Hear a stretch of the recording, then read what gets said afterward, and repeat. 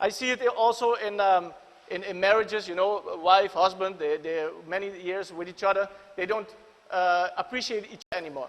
I saw it with my own parents. My father and mother, it was a bad marriage. They got divorced when I was 16, so that says enough. It was one big mess, but my father was not appreciative to my mother. Never I saw him giving thanks, saying I love you, giving a hug, giving a kiss, and never in my life I saw that. And they were married for 25 years. Can you imagine? Never I saw this thing. Every day it was something about the food. The food is too hot, too cold, too salt, too this, too that.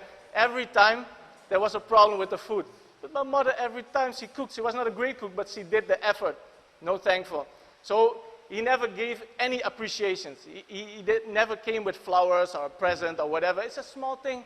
The one time he did it, the one time, because my father worked at the mortuary. You know mortuary? So he was working with dead people every day for also almost 25 years. So the only time he came home with flowers, it were the flowers left over from the dead people. And this is not a joke. I never expect to share this story in church, but this is a real story. The only time, and my mother knew it. She knew it was from the dead people, you know, because it was left over. And she was thankful because, yeah, it was better than nothing. And I remember one time there was this fight, you know, and she said, why don't you go to the market? Just buy me some flowers from there, you know. He said, yeah, but it was too much effort, you know. So he just waited to some flowers are left over, and he gave that to my mother. So it's, so it's not, but in his world, it was a great thing.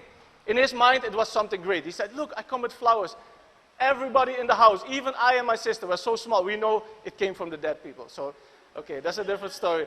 Just appreciate your spouse, you know. Also your friends, you know. People are helping you out every time. I mean, if you have a friend that fixes your car, and he does it every time, just keep thanking him.